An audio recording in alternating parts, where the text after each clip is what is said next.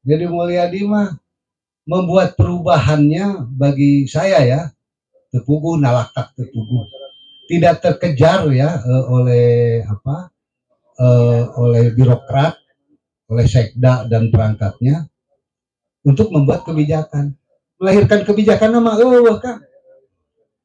Yang katanya Deddy Mulyadi ini kan suka bagi-bagi duit tuh di konten.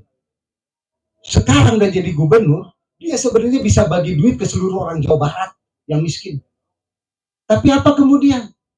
Bukan ada perubahan atau ada nasib baik bagi masyarakat, bahkan dihambat dengan cara apabila mau dapat bansos harus vasektomi. Rela bapak-bapak semiskin apapun katanya saya, ogah gua mun aing mah. Nah, duka kalau pendukungnya mah. Bala nabi eta teh mau tuntung diledek. Nah, jadi ucing dikabiri sehat kan. Ngan gitu, tuh bisa ngeong-ngeong acan cicing gitu Pak. Ya, mak hidup enggan mati tak mau. Nah, jadi di sini tidak ada melihat sinyal ya, ada kebijakan yang hebat dari Deddy Mulyadi. Malah saya merasa ditempeleng sebagai warga Jawa Barat oleh DKI kan. Bagaimana DKI sudah melahirkan banyak kebijakan, kemudian sudah bisa menyumbang para petani di Jawa Barat. Bagaimana Karawang, petaninya didatangin. Karena Karawang itu luar biasa ya luasan tanahnya. Ada kepedulian, ya ada kepedulian Pak Pramono Anung terhadap pangan. Dan beliau mengakui bahwa DKI tidak punya pangan. Tidak punya lahan, tidak punya sawah katanya. Hanya 400 hektar, 4.000 hektar. Beliau datang ke Karawang sebagai sayap DKI yang menjadi lahan pertanian dan memberikan santunan atau bantuan berupa peralatan pertanian, pupuk dan lain-lain. Itu viral, ya, itu viral. Saya pikir, aduh, kenapa Jawa Barat kita ini nggak punya gubernur melahirkan kebijakan yang seperti ini, ya, bukan yang harus jadi seperti artis dari mulai hari H jadi gubernur sampai sekarang. Deddy Mulyadi ini kayak artis kerjanya, ya, kalau sehari nggak ngonten, nggak melahirkan, kayaknya dia udah mau tenggelam. Bener nggak sih? Benar. Ya. Joget-joget lah, main letak di tanah. Masyarakat ini dulu takjub dengan Deddy Mulyadi yang baik, memberikan uang, ya, sehari itu ada 3 konten kalau nggak salah, itu memberikan uang kepada Nugelo, ya, kepada ya, kepada orang-orang yang kasihan, ya, Nugelo, terus orang-orang yang kasihan, orang-orang miskin, banyak membantu. Tapi itu hanya jadi konten. Setelah jadi gubernur yang bisa membuat kebijakan, apa ada? Malah dia mau nantang ke DKI, katanya kalau saya jadi gubernur DKI, saya kasih masyarakat DKI 10 juta satu kakak. Benar nggak tuh? Iya. Dia ngomong begitu untuk DKI. Nah, untuk Jawa Barat, 1 juta perak aja tuh. Jadi kebijakan tidak. Jadi Deddy Mulyadi ini ya kata orang-orang dulu kemarin-kemarin ada sen kiri belok kanan. Ya, apa yang dia perbuat ya itu sebaliknya kebijakannya dengan perbuatannya. Malah memberikan bansos saja harus vasektomi, itu maksud saya. Sen kiri belok kanan. Janjinya memakmurkan masyarakat, besok ya bisa jadi masyarakat tergusur hanya untuk kepentingan konglomerat. Bagaimana kita melihat Aguan sudah diterima dengan wah kayaknya bangga gitu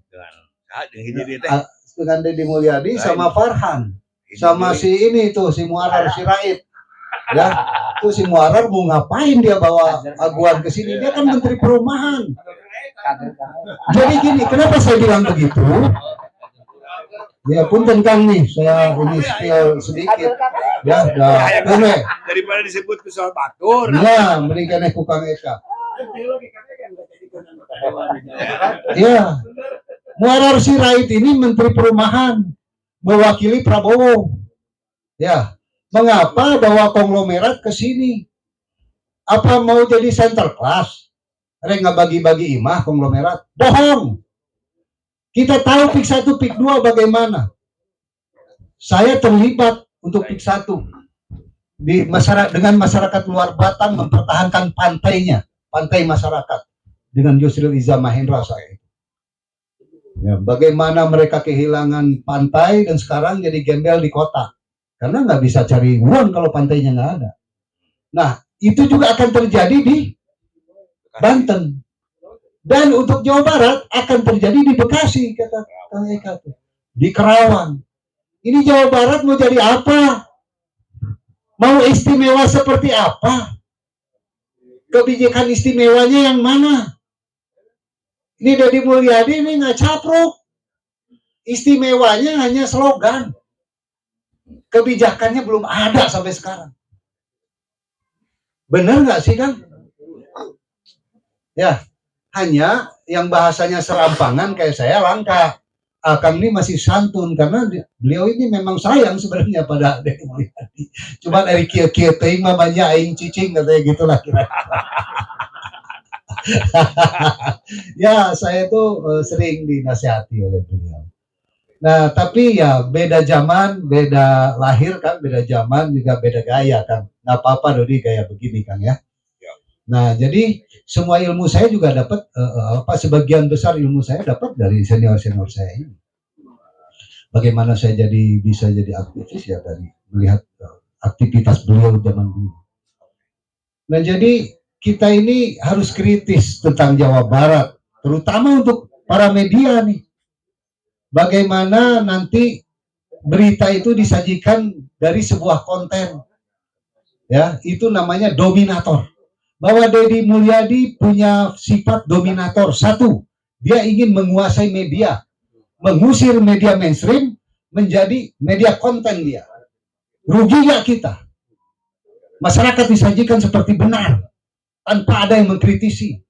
Bahkan karakter pendukung Deddy Mulyadi ya, Mulyadi ini ada kesamaan sedikit dengan Mulyono. Ya, banyak pendukungnya ya. Saya nggak bilang buzzer pendukungnya. Tapi ada perubahan karakter, ada pergeseran adab moral di sini. Ya, bagaimana dulu saya Panglima Laskar Jokowi, deklarator Jokowi yang pertama di Indonesia saya, tanya Kang Eka. Tapi saya menentang banyak kebijakan Jokowi dari mulai kereta cepat 2015 dan lain-lain. Ya, nggak perlu saya sebut, apalagi saat gerakan rakyat jelata yang menentang BBM naik. Saya ke istana dulu kalau masa. Nah, bagaimana itu bisa terjadi? Itu akibat apa? Gitu loh. Nah, kita juga nggak mau dong dibodohi, ya. Diserang para buzzernya Mulyono, seakan-akan semua hal yang dilakukan itu benar. Tapi kemudian sekarang apa yang terjadi? Banyak yang menyesalkan kan? Ya. Bagaimana kereta api cepat jadi beban APBN sekarang? Ya. Hutang negara udah jadi tumpukan seperti gunung. Ya, sedangkan masyarakatnya miskin. Jadi tumpukan pengangguran. TKA Cina dibebaskan datang. Ya, sedangkan kita juga banyak ahli yang dididik oleh Pak Apan. Kan gitu kira-kira. Tidak menjadi apa-apa. Sedihnya kita melihat para tenaga kerja yang berebutan selapangan besar. Kita ini tambah miskin gara-gara apa? Ya gubernur presiden medsos dulu.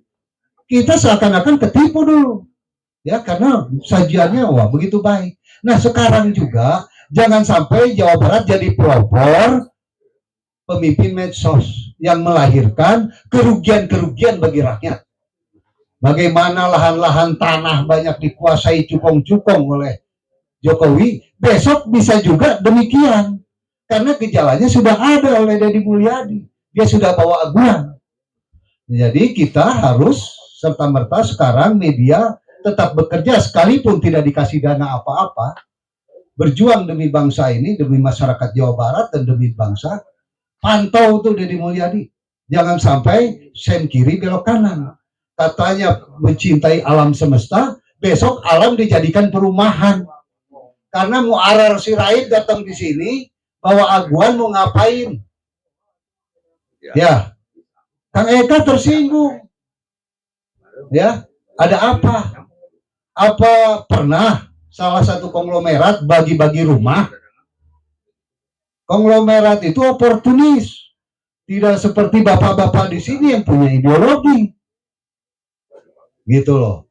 Nah, jadi banyak gejala-gejala buruk yang dicerminkan oleh Deddy Mulyadi sekarang. Ya, gejala-gejala buruk ke depan. Harapan atau ekspektasi masyarakat lah ya, bahasa kerennya. Harapan masyarakat bakal dibagi-bagi duit, bakal senang. Masyarakat yang mana yang dapat satu kabupaten dari Deddy Mulyadi karena kebijakan, ya, dapat uang, misalnya UMKM 2 juta ewang, masyarakat miskin yang tidak bekerja 1 juta ewang misalnya, ya, kan enggak, ya, malah integritasnya saya pertanyakan. Integritas Deddy Mulyadi apalagi mencintai budaya, mengapa komisaris Bang Jabar kok seorang ahli ahli medsos juga, karena ada namanya salah satu nama Mardigu ya, itu dia punya bisnis keuangan tapi gagal kan, banyak korban ya, sekarang diserahkan ke Mardigu. Ini ada apa dasar kebijakan itu, apa dasar pemikiran itu?